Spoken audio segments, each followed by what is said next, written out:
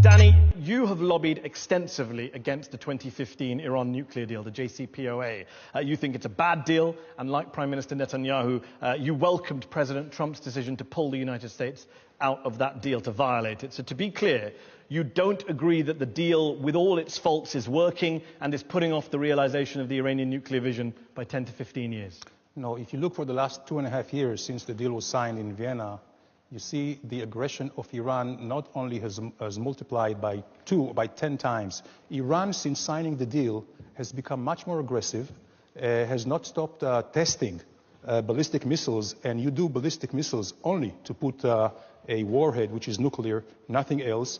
And the deal itself is not actually neutralizing the capabilities of Iran. It just supposedly suspends it. And so people who say the Iran deal has neutralized a major threat to the world, they're wrong. Absolutely.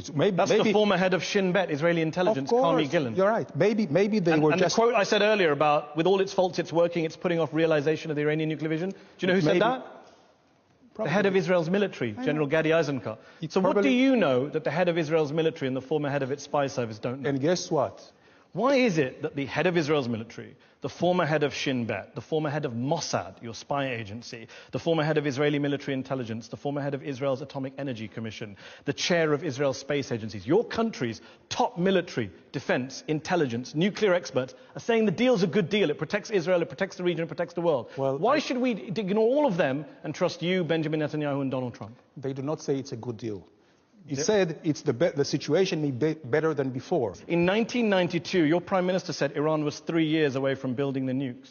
That was 26 years ago. In 1995, he said Iran was 3 to 5 years away from building nukes. In 2009, he said they were 1 to 2 years away from building nukes. The boy who cried wolf had a better record with wolves than Netanyahu has with Iran's nuclear program. Why do you think you have any credibility, the Israelis, when you come and talk about Iran's nuclear program? You've been wrong for 26 years. We were not wrong. Some things had happened in between. There were some who prevented Iran to rush for it. And there were some... Come on, Dan. There were some... Every 2 to 3 years, Netanyahu issued a warning, and suddenly something happened to make his warning just inaccurate. Well, How convenient.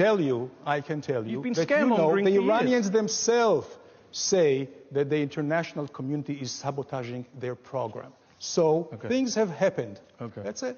Okay, let me ask you this question. Sabotaging their program. How many nuclear weapons does Iran have as of today? Right now, I hope none. Okay, how many does Israel have? No idea. No idea? You were in the government. They don't tell you that stuff. No idea. Who do they tell?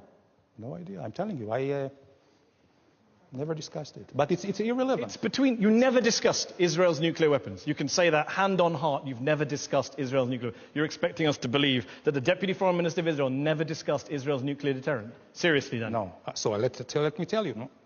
It's not all slogans and sound bites, Mehdi. Tell yourself. I did not discuss Israel nuclear weapons.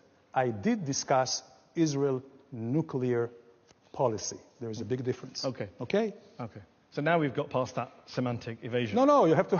How many nuclear weapons does Israel have? Because experts say it's anywhere between 80 and 400. So what? So what? Yeah, so what? Has Israel ever threatened... Do you recognize the hypocrisy of Israel having a secret illicit nuclear weapons program that it won't open up its doors to and won't talk about, and then lecturing everyone else in the region about nuclear weapons? Absolutely not. You know why? You talked about hypocrisy. I tell you.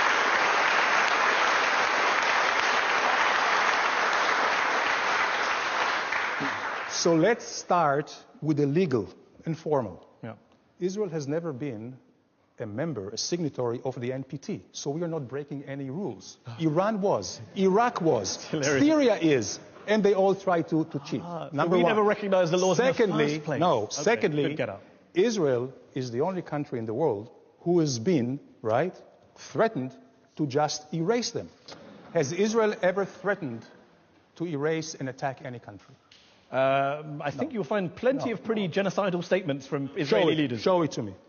Shimon Peres said in response to Mahmoud Ahmadinejad that we could wipe Iran somehow. Iran has every day threatening to erase Israel. I'm not talking about Iran. I'm asking about Israel's nuclear program. Saddam Hussein said he would burn the entire country of Israel. Assad, Hamas. You know what? Even members of Israeli Knesset, the Arab countries. Danny, I'll ask again. We've gone off on a lovely diversion, which you're the master of. How many nuclear weapons does Israel have?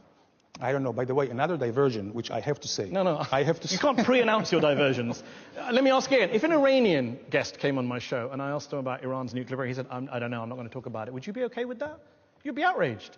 Of course and I yet would you be. sit here as a former Of course minister of the Israeli government saying, I don't know, never talked about nukes with anyone. Because there was like 16 United Nations Security Council resolutions against Iran. And there is against Israel. And there is against Israel as well. About your nuclear program? No. Yes, there is. UN Resolution 487. Let me read it to you. The UN Security Council in 1981 says, calls upon Israel urgently to place its nuclear facilities under the safeguards of the IAEA. Why haven't you done that? Because I'll tell you all why. Because we want to live and survive. This is the only reason. Okay. Live and survive. But you are defying a UN Security Council resolution on your secret nuclear weapons program. Live and survive. That's it. Okay. Avi Schleim, when Danny talks about the threat from Iran, do you recognize that language? How big a threat, in your view, is Iran to Israel today? Iran is not an existential threat to Israel, but it is a strategic threat. Now, let's compare the records of these two countries. Iran has never attacked a neighbor. Israel has repeatedly attacked its neighbors. Iran signed the Non-Proliferation Treaty. Israel has refused to sign. Iran submits to inspection by the International Nuclear Energy Agency. Israel refuses to submit. Iran has no nuclear weapons. Israel has between 75 and 400 nuclear weapons. So Israel poses an existential threat to Iran. Now, okay, briefly, and then